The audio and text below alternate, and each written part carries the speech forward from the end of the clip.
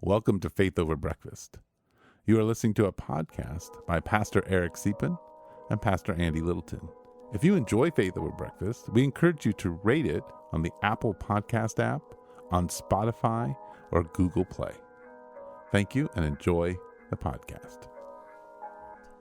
Welcome to Faith Over Breakfast. My name's Andy Littleton from Mission Church. I'm sitting across from Eric Deepen from the Village, who wants to talk about sin. I do. Yeah, and so we do. Actually, every time, I'm just going to give you little highlights. We will talk about sin. We will talk about public versus private school. We will talk about R-rated movies. We will talk about Tattoos. Sex before marriage. It goes all over, and kissing your boyfriend and girlfriend. So you want to stick with it. Enjoy the podcast. You have to survive the Arvin Goods conversation first. And Eric making an Amazon order. Yep. So, this is a test of your stability and endurance. And yeah. Enjoy the podcast. Enjoy it. It looks good. It all looks good. Everything looks good. I was going to on air live order rubber bands. Here. Oh, man, that would have been incredible. What an experience for people to be right now welcomed into. Amazon.com. Oh, man. What do you order? I don't even know what these things are called. Are they suspension bands? Yeah, I don't know. So we've gotten this generous donation. We've got these, what we have called rubber bands. It's definitely not what they are, but it's close. They're bands. They stretch. They're not made of rubber, or maybe partially rubber. What are they made of? I don't know. I can see it looks like they're cloth covered or something. Anyway, we need these for our microphones. We got a donation for them. Thank you to the Gilchrists. And Eric wants to live order them. It's going to be incredible. Right now. Can you believe this? Actually, we should there they are. Stop. Universal anti-aging silicone ring black elastic bands. Oh, man, you should rub them on your face. Yeah. Look at that. Live and direct. Eric has used technology to find the bands, and they are being ordered. The money is being well spent. It's all documented for the world to see. So there you go. Yeah, It happened. There we go. And now Eric Yes. wants to talk about whether things are indeed or not sins. Oh, This is. I just thought it was interesting. This is the article I've been sent this morning. I have glanced at it in my 3 seconds of spare time taking my kid to school.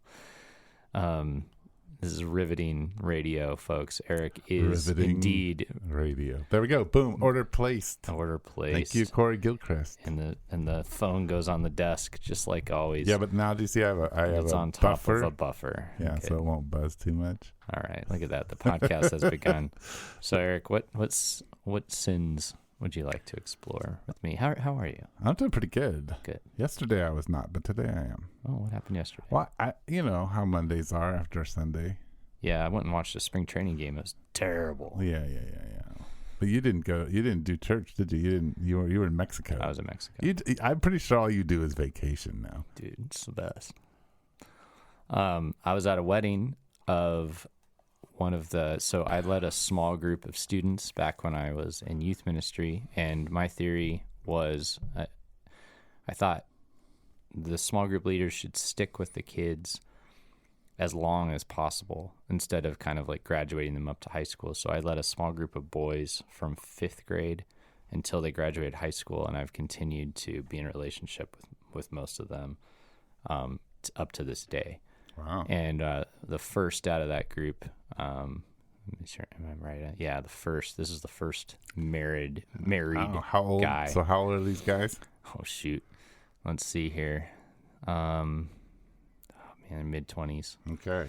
I'm just so I don't goof it, because I will be off by a year or something on accident. Anyway, I went to, dude, Eric's, he's ordering more. He's like, this is very interesting, Andy. I'm going to order some more stuff on Amazon. Just saying, I'm doing a destination wedding now. I'm looking at. Oh, he's planning a destination wedding. Why not? So went to this beautiful old world city in Mexico. Wow. I've never been. San Miguel de Allende. And well, you say it like a native. And no, this place was ridiculously incredible. It was amazing. The wedding was. I feel like I've been gushing about this wedding, dude, because I've been like a schoolgirl because seriously, I didn't realize what I was being invited to, but the bride's family threw us the party of the ages. Like, I think I just experienced. I feel like I got the party of the ages. Okay, I feel like I just experienced like what royalty experiences or something. Okay. And you know, me and 250 other people, and it was. I've never had a weekend like quite like that. Seriously, I didn't sleep much. I've been very tired, but this beautiful old world city, like bomb wedding. Oh my gosh, wow, so good. Wow, so good. And I made it. I didn't all the travel stuff. We had to COVID test to get back into the U.S. Yes. And I was like, please be negative. Like, that would have been so crazy. Like, yeah, it's kind of in Mexico. A fun experience. I don't know, what did you get checked? Did you get tested in the airport, or did you go to a more local place? Well, I ended up figuring out there's apps for this now where Yes, you take your test on the app, and so just did that in inside the Airbnb. So they're just on the phone and they say, okay, put the swab in each side of your nostril, so and they watch you. The self and then testing. you get your document. So that actually is. I thought we were gonna have to find a pharmacy, like farmacia, on the streets of San Miguel, and you know, I was kind of stressed about it. But then I heard about this app thing, and that is pretty cool. Really wasn't bad. Anyway. Yeah, we just found a spot, and you go up these stairs, and there's a little clinic. And yeah, I'm sure that all was there too, but the cell phone edition was super easy. How much did it cost you to do the app one? $20. That's nice, because I think it was like 50 or something. Oh yeah, when we did it. So yeah, it's not. The bummer is I paid for one and it was the wrong one. Like, they didn't cover the type of test I had with me. Okay. They only did another brand. And so I bought it, and then it didn't work. And then that one was $27. And then I went and looked up my brand of test, and that one was $20. So I paid $47 actually, but oh well. But I shouldn't have. I just didn't. I was a dummy. I was like in a hurry. I just wanted to go explore. I really like the fact that your shirt and your hat match. Yep. They have the same name on my them. Socks have it too. I'm entirely branded. I'm a fan. I'm a fanboy of Arvin Goods. Yeah. Wow. I've changed, Eric. You have. I don't even know what Arvin Goods is. It's a little brand. Actually, the owner came into our store one time, but I'd found their socks. Eric, these stories are too long. This is going to take up the whole podcast. This is great. Yeah, Arvin Goods. I once I was at a discount. I was at a discount store in Phoenix, and I found these two pairs of socks. They were $1 each at this store, and they looked really cool. They were extremely comfortable. Like, seriously, I was just like, I love these socks. These are so nice. I wore them for months. One day, a dude walks into my store here in town, and we're chatting, and it comes up that he owns Arvin Goods, and I said, "Man, I have some of your socks, and they're my favorite socks." And he gave me a code to get 3 more pairs for free, and he was just a nice guy. And so ever since I'm like, I guess I'm into Arvin Goods, because I met the owner, and I have now 5 pairs of these socks, and I like them. And now you have a black T-shirt, and what color would you call that hat? Maybe copper-ish. Yeah, copper-ish hat. That's good. So for Christmas, my Abby and Michaela were like, "What in the world do we get Dad?" And they're like, "He's into Arvin Goods." So they bought me like 3 more pairs of socks and this shirt and hat. So nice. There you go. All right. Yeah. Yeah, what a podcast. All right. Well, hey, thanks for joining us, everybody. This has been Faith Over Breakfast. Hey, this is kind of how breakfast works. It is. Let's be honest now. It is. The waitresses just brought our food now, mm-hmm. and we're about to talk about something more substantial after you pray. Because we're gonna turn to you, and that's gonna get more. So, Eric, how are you? What have you been up to? What's on your mind? What's on my mind? Yeah. Wow, look at these delicious eggs. Let me eat. I've talked a lot, Eric. Let me just start chewing. I really enjoyed our podcast with Corey. Yeah. Though it was different. Yeah. Right? Having a third person in there. Changes the dynamic. You and I have kind of a sarcasm that goes back and forth that I think people enjoy.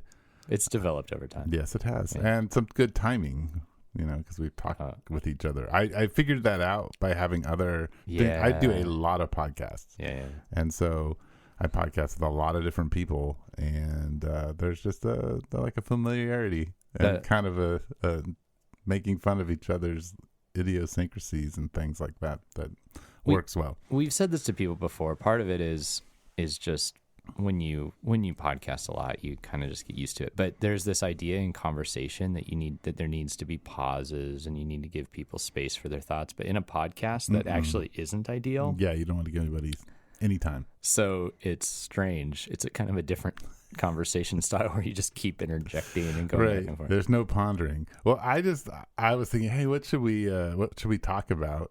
And then I came across this article on. Let's do it. But I have no other ideas other than the Mexico and the Cubs. Is Am I Sinning? 6 Questions for Moral Gray Areas. Yeah. I don't care about the article. What I care about is how you might feel about his list that he opens up with, which I actually think is, what his point is to try to get you stirred up a little bit. So here we go. Here are his 15 things for you to think about. Number 1, making out with your boyfriend or girlfriend. Sin. All right. Yeah. Watching R-rated movies. Sin. Listening to non-Christian music. Sin. Oh, you've already sinned. I was sitting on my way over here. Yeah. Drinking alcohol. Sin. Swearing. Sin. Getting a tattoo. Sin. Attending a Halloween party. Sin. Using social media.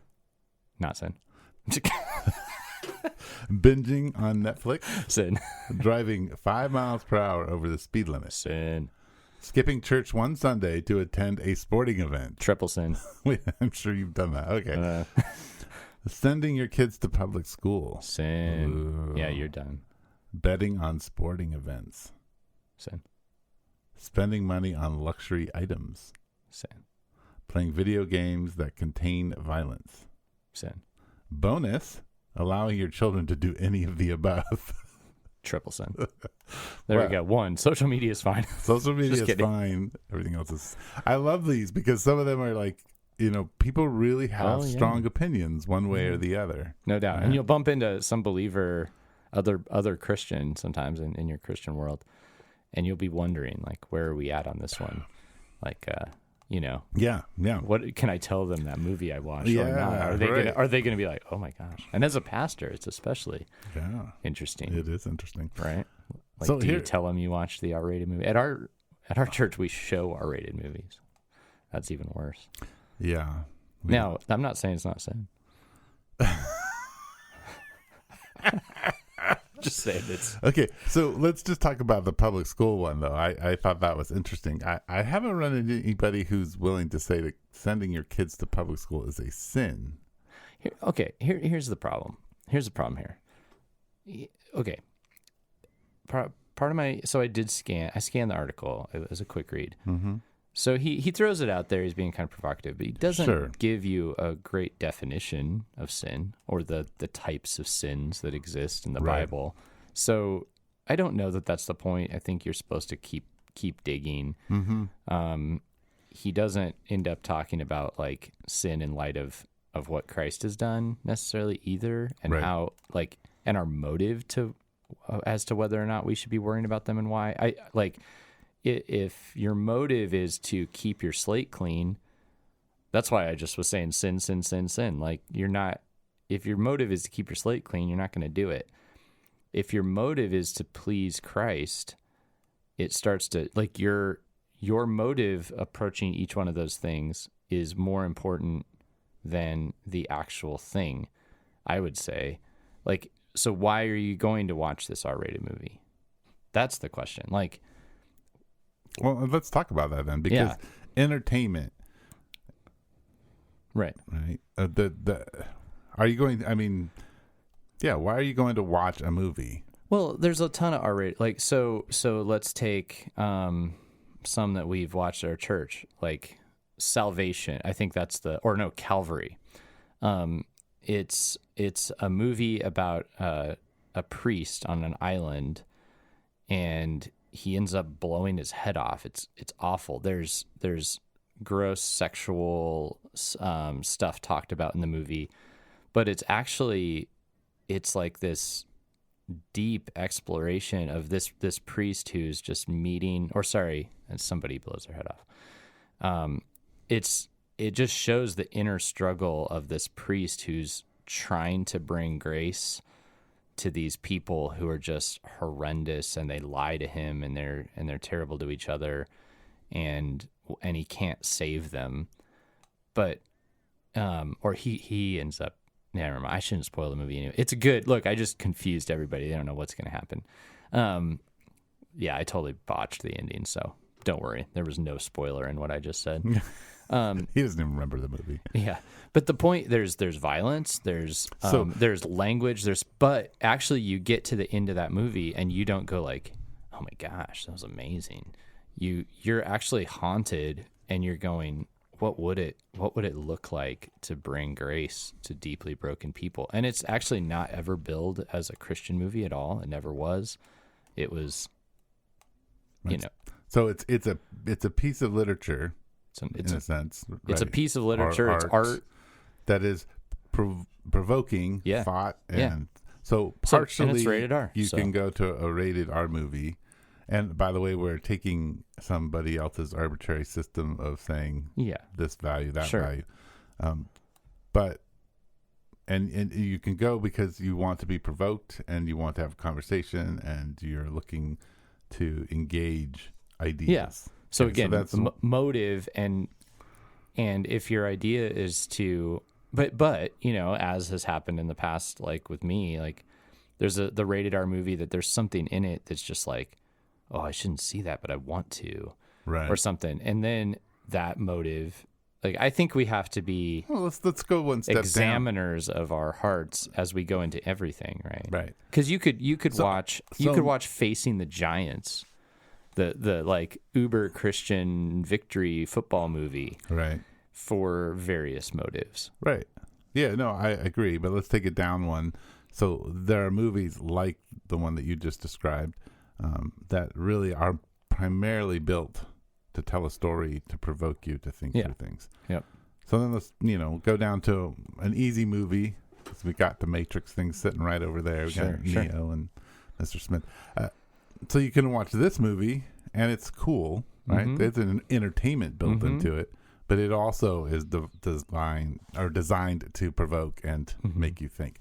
So what happens when entertainment merges? I think that's the more difficult one, is when entertainment merges with this, art that's trying to provoke thought. And I should say, to the guy that wrote this article, I'm forgetting his name, it's on the Gospel Coalition, but he's talking about how these are like gray areas. He gets into what probably theologians would call adiaphora, which is like, this is not, which is just, throwing Greek words in, but the point is these are issues. There you go. Look at Eric knows how to pronounce it. But these are issues that are not clearly spelled out in Scripture. There's hints, there's ideas, but they take further examination. Right. Right. So, but I mean, as a follower of Jesus, how do you and I negotiate that? Because I think some Christians, I mean, I've heard this said to me, well, I don't really register, sex and violence. It just doesn't register to me. Sure. And I for some people I actually believe that. But in general, like I struggle with people saying, well, I just really like watching, Game of Thrones. So it's a good story. Right. And so there's this entertainment, and narrative helps us understand ourselves. So like, how do we discern that? I know you talk about motives, but I think it's a little bit more. Well, and then do we know our own motives? And that's, and I could see you talking about community, right? Like this would be a moment where, like, can your community can they question your motive? I think they should. I think that'd certainly be ideal. And like, if you're open with your life and somebody can go, hey, what's up with that? Like, or is this, which I think would be, but I think even things that feel like less of a gray area should be able to be brought up, right? So can we talk about this from maybe a missional perspective? So as a missionary, which is what we're called and sent, you forget movies. Like we can talk about, you read too much of, like, say, postmodern philosophy and get caught up in that. Any of the places that have a darkness to them, but are going to give you an ability to articulate the gospel and better understand the people who are engaging with these things. So there's like it's good to engage. I've felt that way about listening to like NPR. Right. Like one of my reasons for listening to it is because that's probably, and friends and neighbors around our church, that's the news source. So I thought, well, in my life before planting, I didn't listen to much news at all, and definitely not NPR. So I actually decided, I'm going to listen to news from their angle to understand where they're coming from and their perspective. Right. And I actually really like when they talk about Christianity, because it's interesting to hear it from this kind of outside cultural perspective. But if it's like all you listen to, you could, is that good? Do you sort of lose your flavor, if you will? So I've tried to kind of counterbalance it with like a moderate Christian and conservative perspective too, that I listen to, and also just moderate all of it, not listen to any of it all the time. Right. Yeah. So being missional means that there are certain, maybe even entertainment things that you'll step into. Yeah. But you have to step in guarded. And here's one of the things. I think what happens is we as Christians have this idea of, that to the pure, all things are pure. Sure. Right? So, and that, the whole sacrificing to idols is, some can handle this and some can't. Right. And so we have to honor one another. So those things are going on. But my experience is, like, let's take tattoos, for instance. Sure. Okay. I think I make a strong biblical argument that it's okay to have a tattoo. Sure. I would then also say, why are you just like you said, what are the motives for that tattoo? What I tend to see people do in a lot of these areas is say, oh, it's okay. Right. So therefore I can do it because I want to do it. Right. Or it's meaningful to me. Not asking, is this something that Jesus wants me to do? Right.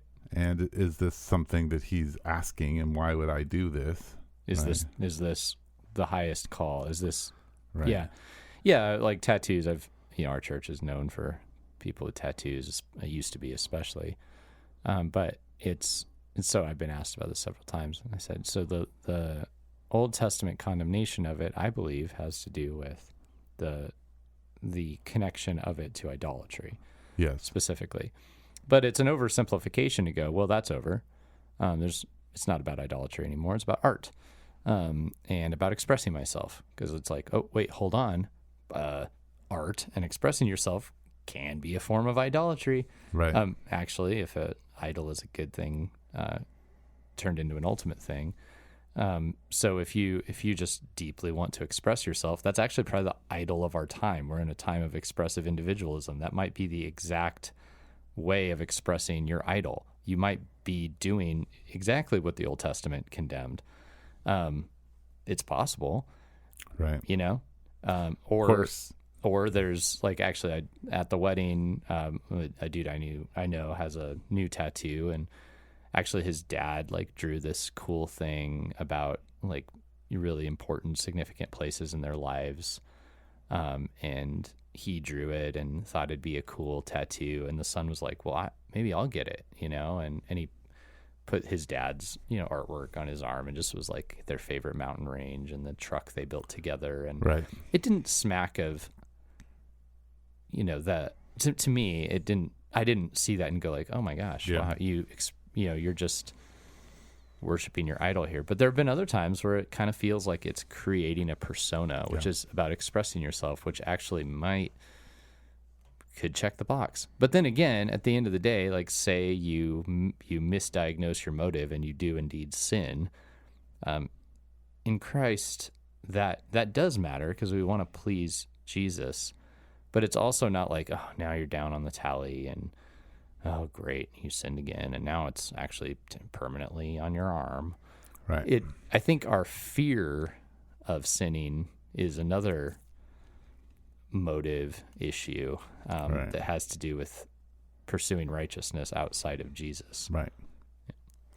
Right. And so Christians tend to battle with these two ideas of, are they becoming syncretistic? Right? Sure. So there's no difference, or are they becoming sectarian Or legalistic or whatever. And so when they're become a sect that is so different and can't engage its culture. And so we are on that kind of balance beam, and we have to remember that we're already enculturated and that we dress the same way everybody else does in the culture. Right, we wear our in many ways. Oh yeah, branded hat, right? We look, what's that? Yeah, we look like we fit in. We're not men. I mean, many of us, and so look like we fit in, or we look a little different, right? Which is part of the deal, right? Yeah. We bought the individualization. Oh yeah, your own brand in a sense. Yep. So I think when I think about all of these things, it's all very nuanced, right? For instance, the public school one, it makes me chuckle. Like, I used to think 20 years ago that people who sent their kids to Christian school or homeschooled were sinning. Right. So it's the opposite, you know. It would have been on my list of sins or gray areas, sending your kids to public or Christian school. But I think, you know, so each one of these things has to be weighed under the calling of God in your life. And then, like you said, you know, the community itself having a voice into what you're doing in all of these areas, you know. It's interesting how there's something about growing older. I feel like there were periods of my life, and I wouldn't have characterized them this way. This isn't always true. There's some older, you know, fruit inspectors, as they call them, like looking for sin everywhere for sure. But when you're younger, you're often zealous as a Christian. For those of us who've had that experience, and in a way, you're very idealistic, and whether or not you're saying other people are sinning, you kind of are. You're like, it really needs to look like this, and that version is no good. And then as you age and realize the deep complexity of things, I had a similar. I didn't have a great experience in a Christian school when I was younger, and I thought we needed to be out among, you know, the people of the culture. How are you going to engage when you section yourselves off? And then now I have my kids in Christian school. Right. But part of that is because of her unique situation and needs. Like I look back on when I was a middle school director, there are kids who are in Christian school who I think they probably shouldn't have been. Right. But then there were kids who I went, I think that was the right call. Right. And there were kids who went to public school who I thought, you should really like pay the tuition and send them over because they could use that extra support. So it becomes way more case by case and way more a matter of discerning very specific, nuanced things. Yeah. Right? No, I agree. And we make some of these as young people, when we're young, and these idealistic kind of ideas are things we hold on to. They come out of experience a lot of time.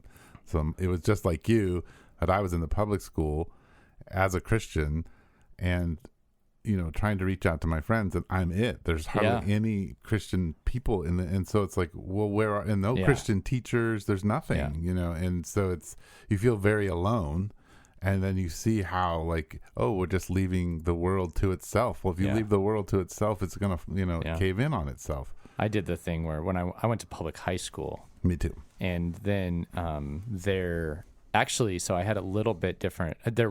We were far outnumbered. But there were a couple of teachers who you could see they weren't being explicit, but they were encouraging deeper thought that led toward considering Christianity. And then when the students would host like prayer meetings and stuff, they would come and just pray with us. And you're like, oh, whoa, that's why you teach that way. And we actually had this kind of Christian group that developed that was actually a really engaging, interesting, even like ethnically diverse group of kids that it was actually pretty encouraging. That's pretty awesome. But, that was not, I mean, there were 5 of us in my school that were willing to. My school was massive. I went to CDO, our freshman class was 1,500. Yeah, that's a massive school. And it was before the new school was built out there. But the group of believers was hundreds, like at some point. and we started to connect with each other by the time I was older. Right. Well, that would make sense because my class was 250. Right. So still, yeah, hundreds in a school of thousands is still a small group. Yeah. But it felt, yeah, you had more when people. You have a little bit of mass. Yeah. That's nice. Yeah. Anyway, but I felt a similar thing where I just saw how important that was. And I thought every school should have more of that. Right. And, I think back then for me, just for the school one, since we're going to go off on this trail, is what I began to realize in my mid-20s, and then as I got married, I was like, wow, the Christian teachers who are there have no support. Oh, right. They aren't seen as missionaries, but they are missionaries. Man, what if their churches saw them as missionaries, right? Right. Oh. Well, and that's the thing. I would say, a lot of churches do this. They pick up whole elementary schools and they get backpacks and all that kind of stuff. I think that's great, but I think churches should stop that, and they should just find every teacher and then in their church and support them and create a prayer team around them. Man. Make sure their classroom is so true. Ultimately supported, that if they can volunteer in their classrooms and they're there, then that church is in that teacher's world all the time. And then I should say, if that teacher then comes and says, hey, right, we've got a group of kids that needs backpacks, then boom, you better believe you're going to do that. Yeah. But rather than just have the little come in quick, do an Instagram story of this awesome backpack drive. Right. Which I don't mean to be. No, I'm being a I think punk those about are it, all good. It is good. I just think philosophically some shifts could be made in order for it to be more effective and for those teachers to feel like they're more supported. It's layering missionary thinking on what we do in the States, which is kind of what Infuse, which is what I'm working on, is moving toward a little bit, or that's what we're trying to do. Which, by the way, us people in the emerging movement, we're talking about this in the late 90s. Of course. No, I'm aware. I've heard. I was tuning into some of that and later, but exactly. Where was I going? I'm sorry, I didn't mean viewing it as a missionary endeavor, because if it's the conversation around short-term missions, is it better to flood 50 people down to Mexico and just build a house, or is it better to pour into some kind of local leader who needs support and let them tell you what they need and just make sure that they're sustainable? Most mission strategists will tell you it's the latter, and right. if you then go build a house, do it because that's what they tell you is needed, instead of it's a thing that you all want to do. We should do the same kind of stuff locally because we are in a mission field. That whole paradigm that America's fine, the world is the mission field, we're all trying to help, I think is starting to be, people are starting to go, oh, that's just obviously not true anymore. Right. Well, but some people haven't figured that out. I think when you have a church, if you have a church you're trying to develop with a mission mindset so that they think about everything that way and they see themselves as missionary priests in the world, then, foreign and local missions is much easier because it's natural. I also think one of the mistakes, at least me in growing up in the church experienced, was that churches tried to do a lot. Yeah. Even big churches. So you have, how many missionaries you got? You have 20 and you're supporting all 20 of them. And sometimes I think maybe as a church we should do one or two missions things really well and just do that. And that's what we do. And it's okay if we can't do the 8 other, 15 other. I've pretty much fully subscribed to that. And for us, we've said we want to especially get behind people who've grown through our community. Right. Yeah. No, that makes sense. Yeah, so this list, I actually think the list, and the reason I gave it to you, it's provocative for conversation, because each one of these items, like kissing your boyfriend or girlfriend, actually a good conversation if you're talking to 16 to 25-year-olds. No doubt. About life. All these things are really good to sort of figure out how you discern what God is asking you to do. And Let me just tell you on that first one, don't kiss her. Yeah. And they become issues of wisdom. It's not it's just as simple as, so if I kiss, is it sin? If I don't kiss, is it not sin? Right. Where's the exact line? It becomes, okay, so what's your aim? If your aim is to develop a loving relationship that isn't just based on sexual desire, but is actually deep and meaningful and about the heart, sometimes when the physical becomes the big thing, it clouds over that. And so I've told people before that the whole logic of, sleeping together before you get married because you want to test drive a car before you buy it, which I've heard so many times, which is just sad. It's just a weird Isn't that just, piece of logic. It's yes. Well, it's a sad thing to compare a person to a car. Yeah, to a machine, right. That devalues the moment you drive it. It's like, is that really what we want to say about human beings? Right. But that logic, I actually, I've said it's the exact reverse. Because this is a human soul, what you want to do is invest in the type of relationship where if there were no possibility for sexual fulfillment at all, you know that you love this person without that. Yeah. Like, a stark example would be, so you want to marry somebody where if they ended up in a debilitating accident and were confined to a bed and all you could do is just know them, that you would love them. Right. And so to go through a relationship without having sex with them is actually an excellent way to discern if you love them at that level. You bring sexuality into it and kind of judge and base the relationship based on that. That sexuality, we all know, flows out of the emotional depth of relationship, not the opposite. Spiritual, yeah. Yeah. So to actually withhold that until marriage is an excellent test of the real, beauty of the relationship. And then, and the beauty of sleeping with someone who you've, like, for the first time when it's a lifelong commitment it's insanely sweet. And you want to see that for people, so again, though, it's not, you don't hear me here going, no, don't do it because it's sin. It's like, the sex part, yes, I hear you saying that. Well, no, but right. But my point is, it's not because it's sin. It's right. because on the point, like, sin misses the mark, not because you're trying to be good enough for God, but because the mark is really, really beautiful. Right. And God's calling and giving us this metric so that we can experience wonderful and beautiful things, not right. just so we're in or out.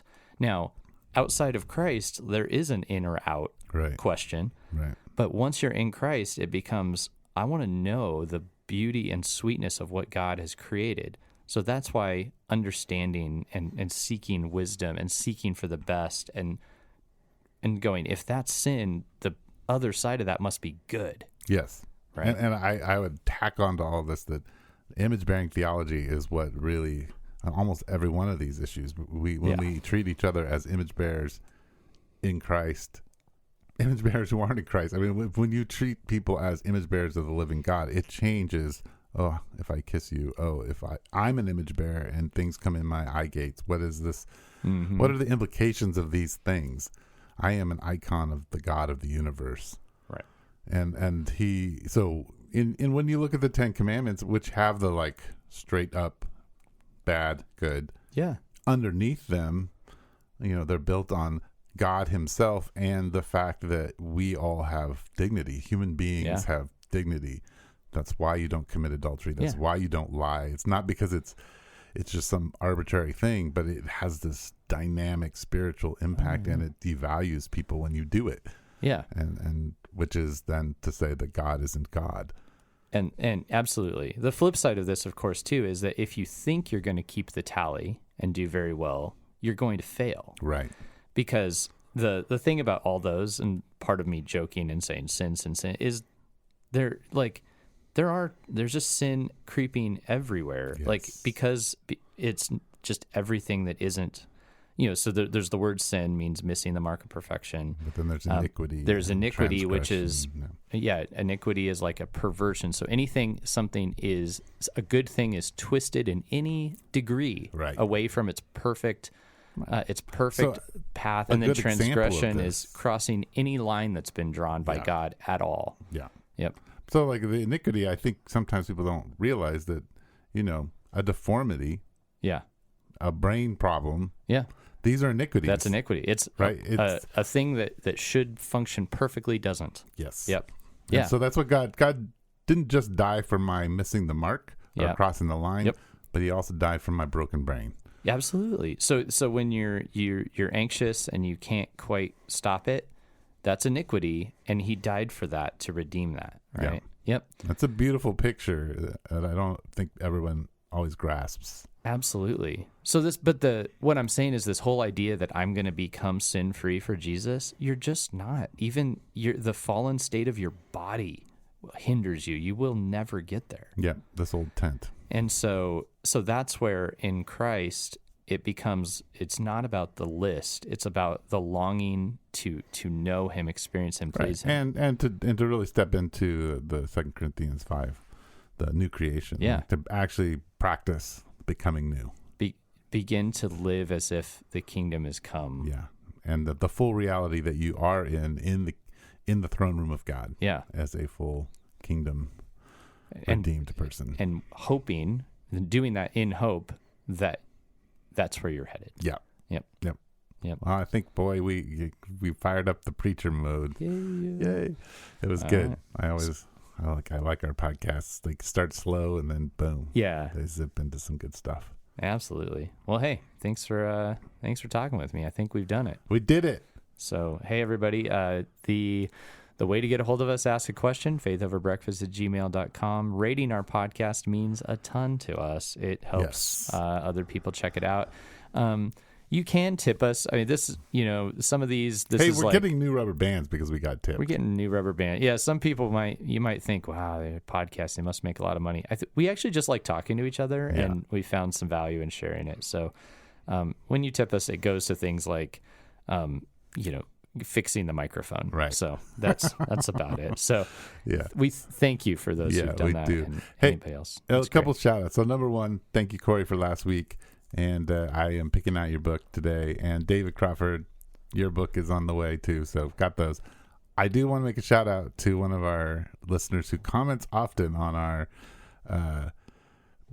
links in Facebook, Karen Lefevre. And she's like, I'm going to write you an email. So Karen, we're waiting for your question. Bring it on. Bring it on. We're looking forward to it. We'll give you a book if you can ask us a question. That's how it works. We'll send you a book if you ask us a question. So please do ask away. Email. Make suggestions. Absolutely. So, yep, we'll see you next time. Thanks for everything. We appreciate you. You've been listening to Faith Over Breakfast with Pastor Eric Siepen and Pastor Andy Littleton. Please share us on Instagram, Twitter, and Facebook. Thank you.